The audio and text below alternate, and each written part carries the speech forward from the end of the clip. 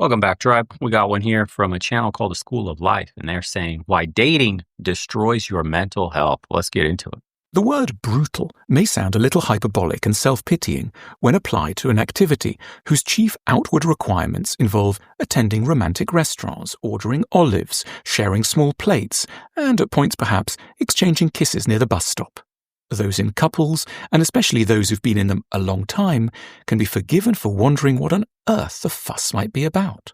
However, for those of us who know the activity from the inside, who suffer from despondency and fury and may have found themselves bursting into tears after yet another disappointment, the word brutal, when applied to dating, may be an understatement. The reasons are multiple. Firstly, this isn't just about one evening. What's at stake extends far beyond a single encounter. This isn't about the quest for an interesting conversationalist or a new sexual partner. It's generally about the very long-term future, the acute question of who will be there when our heart spasms, when we're too frail to make it across the living room unaided, and when we can barely remember our names. The evening, so innocuous in its outward form, so enlivened by the arrival of a smiling waiter, is in essence a referendum on whether or not we must die alone. Beneath the outward lightness of the occasion lies a piercing existential cry. When will I find a home? This is a great question. What's funny is in the private community, we had this conversation about a tale of two choices is what I called it. It's imagining your life when you have finally arrived, you make good money, you're financially stable, you have the body of your dreams, you rose above the mud, you're the cream of the crop now. Imagine you're still single because you were grinding so hard. And now what happens is you arrive at this point, man, you wake up one day, your dream body, dream life, dream finances, you're your own man. You have two choices. A lot of men, not even a lot of men, some men that manage to have this sort of self-discipline to get there will either have to choose to just be with women nonstop, playboy lifestyle. I call it the conqueror's path. Essentially, you let people know, women specifically, you'll let women know that you're not interested in long-term relationships. You are too busy building up your business, and that's your legacy. But you can get them pregnant and support them financially, a la Andrew Tate, a la Elon Musk, and whoever else is doing this kind of thing. You reach a pinnacle, essentially, without the fame, but you still reach a pinnacle where now women want you. The game is completely changed. You're a stud. And women are okay with it, especially increasingly in the world today. Very fine with having your babies if it provides them with a paycheck. They have absolutely no qualms about that whatsoever. So you're faced with that angle, which is extremely seductive for men today, especially in the dating environment. And then the other path is the king's path. And the king's path means tying yourself down to one woman, growing old and aging gracefully with your woman, and having total access and control to your kids, essentially. So how this works, or I should say what becomes of you, is you have full control, the ability to institute your values, your character, your morals into your children. If you take the conqueror's path, you may have a lot of children. You potentially have like 12 kids, 15 kids. It's just spread your seed far and wide. But the problem is men, foreign men, if any men at all, will be raising your children. Men weaker than you, men with morals and values and characters you may not like or approve of. So a lot of your seeds, although spread in the wind everywhere, don't actually grow up to be, or actually don't have the best potential to grow up to be, the strongest version of themselves, because they're lacking that intimate nurture that you could have provided that allows them to grow into the strong oak tree. They may be in abusive households. They may be taken advantage of. Their mothers may not be the best mothers, not the most attentive. They may have not gotten the security they've needed. There's a lot of things that could go wrong. For you, everything goes right up until the point when you're old and you're staring down this situation right here.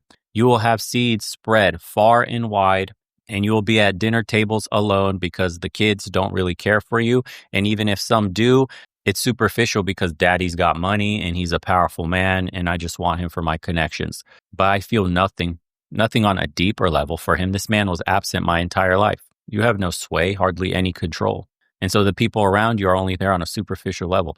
You're surrounded, if they even want anything to do with you, by people that don't really care. As opposed to you may be with one woman, you have a kid, 2, 3, 4, 5, 6, if you're blessed, but you have full control. You have a tribe. You have people very close to you. You will never be alone in this fashion. You will grow old and you will have your children all around you, assuming you take care of your family. But to get in this position, that assumption is already there. You're doing everything right. You vetted your woman properly. You have 4 or 5 kids. Your kids are now grown up and they have their own kids and partners. You have a full house. Your twilight years are spent in the company of the tribe that you and your wife have built. These are the 2 choices. Increasingly, unfortunately, option A is becoming the more seductive choice for men today due to the laws, due to the nature of women, the court system biases, the economics of supporting a family. There's a lot of things that are going wrong today. But understand that if you do make it out of the mud and you do find yourself in this position, this is the fork in the road that you will have to deal with in the future. So make the choice wisely, because path A is not as seductive as it may seem, although in the short term may be amazing. In the long term, not so much. We had an in-depth discussion about that on the other channel if you want to check it out. Secondly, the rise and fall of hope. We would never arrange a date without the thought that perhaps, just perhaps, we may now finally have stumbled on the answer. We know, or at least the sensible part of us does, that the odds are extremely slim. This exercise has probably been going on for months, maybe years. On so many occasions, we've set out into the night in our smart yet demure outfits, only to find, within a few minutes of the candidate's arrival, that of course the photos were again deceptive, that the manner was very strange, the views on astrology maddening, the curiosity non-existent, and therefore that the next 40 minutes or 3 hours would be a polite hell haunted by the spectre of eternal solitude. Yep. Thirdly, the million ways in which someone can be wrong. Of course, we don't want to be fussy. It's obviously not in our interest to keep spotting issues. But nor can we magically erase the doubts or the sexual or mental incompatibilities. It's hell because an urgent need for love collides with absurdly non-negotiable criteria for acceptance and an erratic flow of viable candidates. Despite our university degree and outward philosophical manner, end up on the bathroom floor in the fetal position, screaming in incandescent sorrow to a non-existent God. Fourthly, our powerlessness. On the very rare occasions when we do find that we like them quite a lot, then the problems really start. They like us a lot too. Really, they do. They enjoy the evening so much. It's just that they are in a different place right now. They're still finding their feet after the breakup. Their children need extra attention. They may be thinking that polyamory might be for them at this point. Mm-hmm. Of course, we're so understanding. It would be such an honor to be their friend or occasional sexual playmate. But can we really be condemned if after the 20th time of this we were to push back our chair, fall to our knees, smear ourselves in a plate of tahini or garlic mayonnaise and attempt to impale ourselves on the bread knife in front of our stunned fellow diners and the puzzled waiting staff? Fifthly, it's every rejection you've ever had. It may seem to be only about Abda from Mumbai or Sophie from Peckham, but deep down it's also about our awful mother who was never there, our father who bullied us, the people who hated us at school, and the partner who left us ambiguously after a 5-year relationship we did everything to save. Everyone tells us it's not personal, but our unconscious knows better. It couldn't be more fucking personal. This is the universe reconfirming its fundamental verdict on us. We're a piece of vermin and the gods are vengefully urinating on us from on high. Sixthly, rejecting is as bad as being rejected. Worse still, we can't comfortably play the victim for long, because even as we process our rejections, we're called upon to perform an equal or greater number of our own assassinations, talking sweetly to unsuitable suitors about our busyness and hopes for warm friendships. We can't, in the midst of our ordeals, even think of ourselves as particularly nice. Finally, exhaustion. We're so tired. Although ostensibly we haven't done very much at all. We're tired of our uncertain destinies, of repeated encounters with our unbudgeable fussiness, of the wrongness of everyone, of our mental instability, of the hours lost to swiping, and of the continuous cycles of felling and being felled. What is so awful about us? Who did we kill in a previous life? Why is everyone either unavailable or unappealing? Why is this so hard? Where are they? How can we find the strength to keep going? We're 2 bad dates away from the locked ward. We haven't just been out for dinner. We haven't just met someone for a chat. We've once again... People have gotten worse. That's the brutal truth. The average person has gotten much worse, much more annoying to be around, much more NPC-like in thinking. Their brains are completely taken over by social media. It's quite vapid to go on dates with people and hear the same conversations, watching the same brain dead slop on TV, worried about what celebrities are doing or what your astrology sign is or the stupidest shit that doesn't matter to long-term dating. You know, how many kids do you want to have? What are your goals in life, your dreams? What do you think a family should look like? You know, what is your position in the household going to be in terms of like, how do you want to be a stay-at-home wife, or you know, would you like to take care of the kids full time? Or are you a little bit more career oriented and you would like to provide in that sense for the household too? What are your stances on all of that? Right? How do you see the world? People don't talk about this stuff. It's hookah and chill and come get your fucking guts rearranged. That's what it is. It's, oh, are you listening to the latest song? This, oh, your astrology sign this. Oh, I'm not doing nothing. I'm just chilling. I'm coasting by in life. Plans? Not really. You know, I'm just kind of in school, or yeah, I work at this job and yeah, things are cool. And where are you headed? What are your goals? Where do you dream of being? Are you working towards them? Do you take care of your mind? Do you read things? Do you read books at all? Do you learn new things? Do you take care of your body? Do you exercise? Right? Do you value these things that are deteriorating day by day? And can you have a conversation beyond the superficial with me? It's very hard for men today to go on dates when all you deal with is very vapid, superficial women that are addicted to social media. And this is the part that they don't want to admit to themselves. Men have been screaming from all the tops of the rooftops you possibly can find about what the issue is with women. And women just say, no, you guys are bums. You're economically unviable. All you want to do is play video games all day. And sure, there's some truths to that, but there are plenty of good men with plenty of good jobs. Some of them even already have houses. Cars are paid off. They busted their ass and built something. And they're either not prestigious enough because it's not a doctor or a lawyer or a businessman with a private jet. They have a nice, quiet life, so they're boring. Because they're so broken, they need excitement in terms of like a fuck boy, bad boy, alpha Chad type that all he does is cheat on them. All he does, literally, if they're not getting cheated on, yelled at, slapped up potentially, depending on how damaged she is, then he's not fun enough. He's not exciting enough. He's too safe. So they put that guy out in the back pocket while they mess around with the bad boys. That gets them feelings, because women are slaves to their emotion, unfortunately. How they feel is their truth. So it doesn't matter that you do things for them, if you're nice to them, if you got a nice, solid job, if you don't make her feel anything, and if she was damaged into feeling extreme emotions in her previous relationships, you'll never amount to anything in her mind. You will never be able to maintain her attraction because she feels nothing. You're safe. You will never leave. She steps all over your boundaries, all your rules, steps all over your wallet, never appreciates what you're doing, the hard hours you put in at work, because she feels nothing. She feels no stress. She doesn't feel any dread of you leaving, because you won't. Because you'll sit there like a simp for decades and take the punishment and the abuse. That is why so many, quote, nice guys get taken advantage of, because their women feel nothing. And the bad boy, he doesn't even have to be a bad boy. He could just be a strange dick. Some guy at work, Ted, the pool boy, something that makes her feel something in the moment, and that is her truth. And that is where your relationship blows up. This is what you're balancing on a long term. Your woman has to feel something. You have to operate at a certain level where she can never feel safe. It's so unfortunate to say that out loud. The moment your woman feels like she can't be replaced is the moment she will replace you. This is the game that you have to play in perpetuity. Is that you have to be constantly evolving, getting to a certain level, having so many women just looking at you. You're not initiating anything. You're just going out in public with your woman, and she sees that women are eyeing you, gets defensive, starts to mate guard, starts to understand, I better act right. It's so stupid that it works this way. Women can watch this video and completely disagree if they want. We all know in reality how this works by dealing with women. The moment she thinks you got no bitches, no potential for bitches, no other bitch wants you, you are never going to leave no matter what she does. You are a spineless toad. You always say yes. You're done for. Zero emotions, indifference. You will get maintenance sex if you're lucky. Your boundaries, they don't exist in her mind.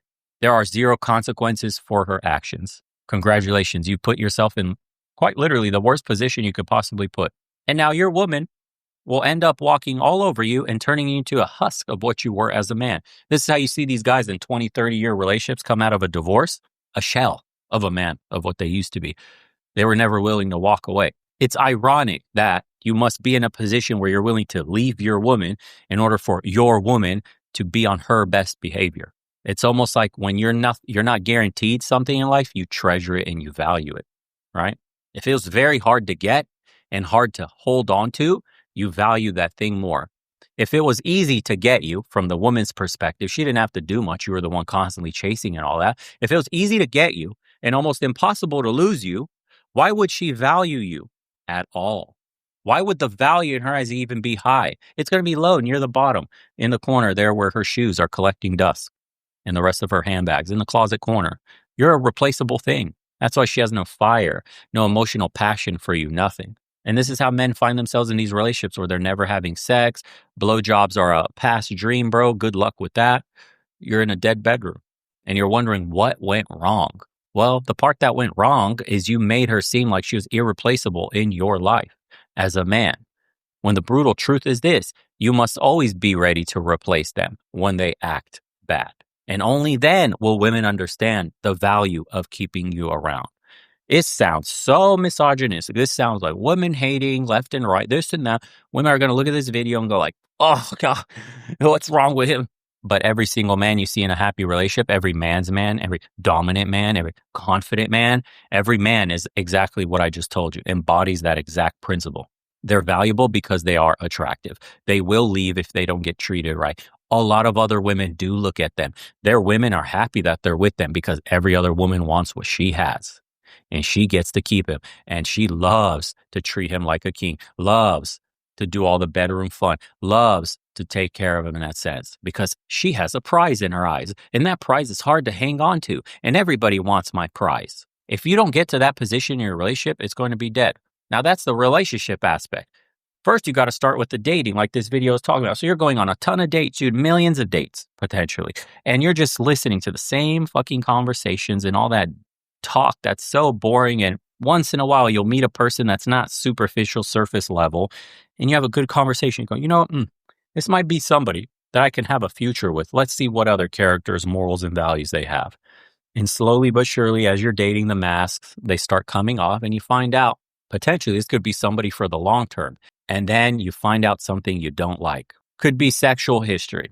Could be upbringing that the chink in the armor now shows. You know, the mask fell off. You got to see a bit of the rage, the craziness, the bipolar, the whatever it is.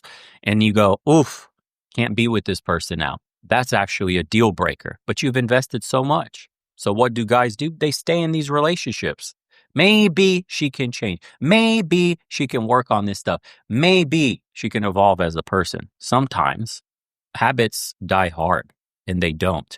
And now you're stuck in a sunk cost fallacy in either a sexist relationship or with a relationship where a woman doesn't value or hates you or is indifferent or has certain quirks about their personality that you just fucking hate or they never fixed, never cared to fix, and just makes you incompatible. And the sunk cost fallacy says, I cannot leave. I've invested too much. It's too hard to go back to dating. How many women will I go through to meet one halfway decent? If I get to meet one at all. I'm also on the clock. Although I'm a man, father time ticks slower for me, still ticks. Nonetheless, you're still going to have to think, man, well, if I have kids now, I'm already 40, 45 years old, 50 years old. So when my kid's 10 years old, 20 years old, am I going to be too old to even enjoy my kids in their prime years? Right? We are affected by very similar things that women are, just the time frames are slightly different.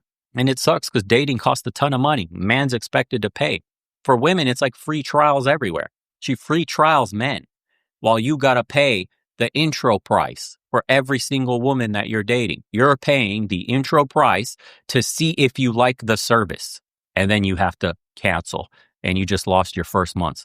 All the time. Women just get free trials all the time. Every single date a woman goes on, free trial, free trial, free trial. Tell us if you like the service. If you do, stick around.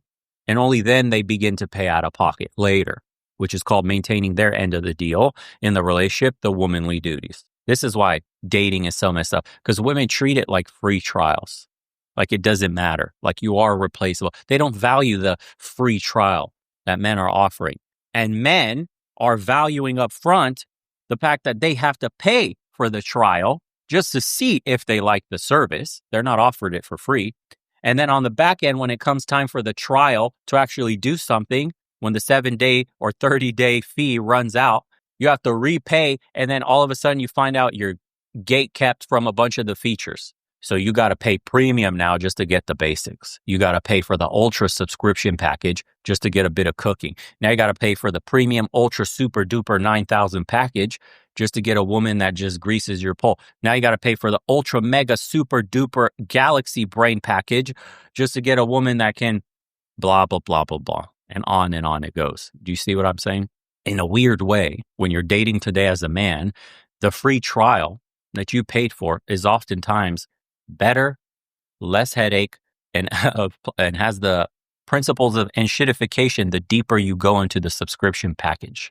You're expected to do more, pay for everything, lay down your wallet, be a spineless toad, be her therapist, all these things as you get deeper into the relationship while the trial price increases, right? The subscription is increasing for you. But for a woman, it gets more and more free because that's what society tells them to do. So not only do you accept a free trial, but then you're given a 3 months package off just to stay with us, don't cancel. 6 months package off, stay with us, don't cancel. And then finally, when you are supposed to pay a little bit as a woman through what I just told you, then they expect the world. Well, if I'm going to have to pay for these next couple of months, then I want every single thing available from the subscription service, aka the man. I want the houses. I want the lifestyle. I want everything. You see how insane it is dating in this fashion? And it's become this transactional. This is just a funny way to describe it with our modern world. But this is a sense of what everybody has, especially men in the dating field. It feels like you're going to tryouts on dates, and how are you going to compare to all the other packages that are being offered? That's really what it is. It's superficial. It's garbage. Nobody's happy. Women can't hang on to men because they refuse to pay accurate prices. They think that they should be taking advantage of free trials forever. Men are sick of paying up front for the free trials that become more and more expensive because you need to unlock more and more features instead of it getting cheaper to keep you. They tack on premium features, which your grandmothers gave your grandfathers for free as an incentive. So I don't know what to say anymore. That's dating in a nutshell, you guys. Let me know your experiences and how things have been going. We'll be streaming later today. I think we'll be talking about, I saw a post saying the rise in men that are childless and without marriage and no plans to indulge in any. So men essentially are going their own way, and that is the fastest growing demographic, to the shock of absolutely nobody. And you can plot that up on a chart, inversely seeing the crash in marriage rates, the crash in childbirths, and whatever else that leads to in the future of society. Anyways, we'll see you guys on the next one. Take care of yourselves.